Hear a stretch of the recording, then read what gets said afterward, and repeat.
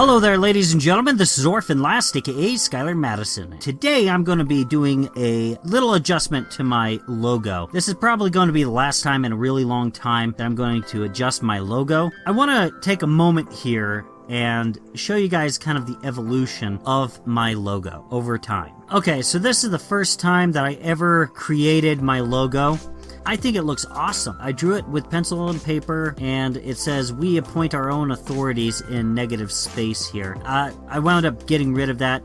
I drew this years and years before I had a YouTube channel. I had no idea what I was going to use it for. I was kind of considering getting a tattoo, but I seriously doubt that'll ever happen because I can't picture me ever wanting something on my body forever. I have plenty of scars.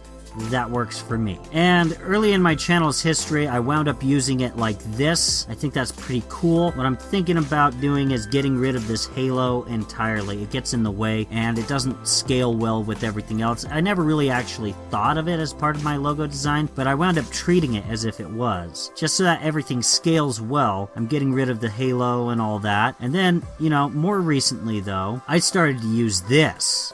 And I like this quite a bit. However, it's not a vector graphic, and I need it to be a vector graphic that I can use, and so I'm going to be doing some slight minor adjustments. Some of the things that I don't like about this is just how much detail is in the hair. I don't completely abolish the idea of summarizing things as geometric shapes, but a lot of the arbitrary rules that people place on logo design is just a way of making yourself busy, I think, and just placing arbitrary rules on yourself so that it takes longer to make the logo and therefore you feel like you've earned the money. I don't see a point in that. It's not like this is super detailed. The KFC logo, even still today, is way more detailed than this. The Wendy's logo is way more detailed than this too. This works as a logo. I don't see any reason why this wouldn't work as a logo. So let's go ahead and get into redesigning the logo. Okay, so when I initially started to make this video, I was thinking that this was going to be a tutorial on how to use Affinity Designer in a practical application. However, some of the advice that I got with a critique from last year's video on logo design, the last one from last year, kind of threw me off. I started to use these geometric shapes to kind of form the basis of the face and such like that. And I wound up modifying them a bit, but trying to keep the overall shape of these geometric shapes intact. And I was using my last year's logo as a template that I was thinking about just using loosely, but I wound up using it a lot more loyally than I thought I was going to.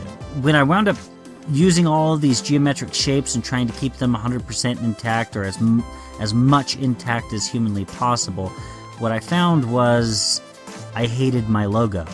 So I had to try to bring back what I loved about 2018's logo. There are some things I genuinely love about this. And, there's plenty of logos that have a realistic look to them. KFC, I've mentioned that one. There's Wendy's, they have a depiction of a character, and both of them have far more detail than on my logo.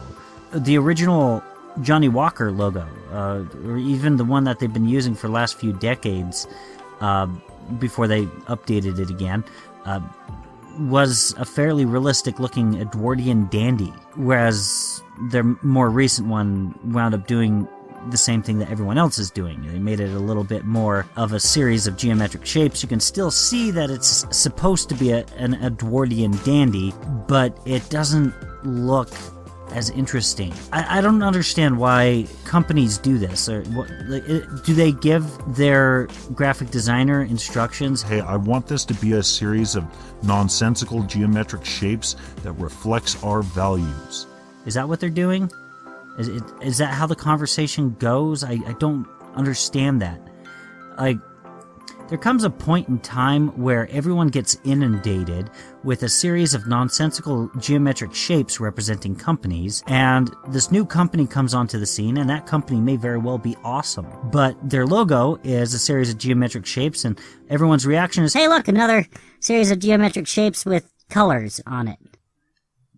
and then years and years later, people are like, hey, by the way, have you ever noticed that it means this? These are people in this logo. It's like, oh yeah, that looks like a little kid's drawing of little people. Yeah, that looks cool. I don't understand that. I don't understand what's appealing about that. I tried some of the advice, at least to some extent, to the extent that I felt comfortable with for my logo that I got from last year, and it just didn't work out. One of the things that I really didn't like about last year's logo was just how thick I made the jaw. It was just a little bit too pronounced. Thing is the overabundance of detail with the hair made it so that I didn't feel like it would be printer friendly. I wanted to really simplify that, especially when scaling it down. The hardest thing for me to actually deal with in this image was the nose and the glasses.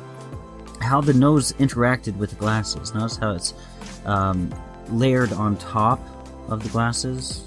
Well, that didn't really work out the way I thought. The thing is there needs to be some sort of difference between what your stacking order is and how things in real life are actually envisioned in 3D space. You're not dealing with 3D space. And so I actually had to detach the nose from the rest of the body of the head. Eventually, I wound up selecting all those random geometric shapes that I was using at the beginning of the video, and I did one of those Boolean functions, I think is what they call it, where you're able to combine all the shapes together into one object. Well, the nose needed to be a different object. It just simply did. That way, I could keep all of the layers for the glasses all in one area. And sometimes just making sure that your layers panel is just a little bit more organized than in some little way. Sometimes if you just pay attention to that sort of thing just along the way, it can really make a project a little bit easier to comprehend. It may not necessarily influence how everything looks on the canvas, but if you're organizing the layers panel and it doesn't affect anything on the screen, that's fine, as long as it's helping you understand the logic of the program and what you need to do in order to control the program to make what you want. Yeah, that's basically something that I kind of struggled with a little bit, but you do that with every program to some extent. Little anticipated issues come up, and sometimes unanticipated ones as well. And I was totally fine with that. In the end, when I wound up putting a border around the glasses and everything, once I detached the nose and wound up having it as a separate object in the layers panel, everything seemed to just come together. And from this point forward, everything is pretty much just a series of really minute changes, because I felt like I lost the heart and soul of what I loved about 2018's logo. And so I need to make sure that I preserve that heart and soul of the logo. And sometimes you can do that with a bunch of arbitrary rules. I think a lot of the rules inside of graphic design, they're fine. They're fine. That's cool. In fact, that's great. Like, if you're able to make a great image with all of these rules, that's great. But to me, it feels like you're creating these arbitrary rules in order to have something to say about artwork.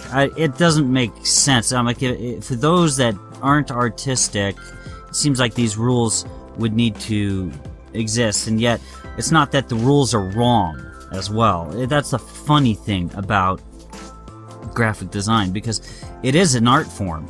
It really is. I do believe it is an art form, and I think it should be given some form of respect, but some of the things that are done instead of logo design, it just seems like, no, actually get an artist in the room. Like, get an artist. Be the artist. Don't just make some series of random geometric shapes.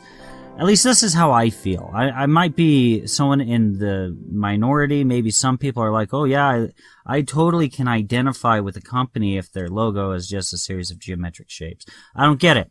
Like, you can picture that being Sherlock Holmes instead of my logo. You can picture, like, I don't know, maybe Christopher Robin there. I don't know. It looks interesting. Like, this could be a brand. I think this is a good looking logo, and I'm gonna keep it. This is the printer-friendly 2019 version of the logo.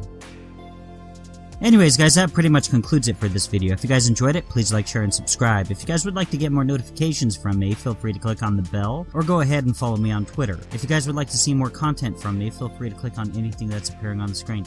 Thank you very much for your time. Thank you very much.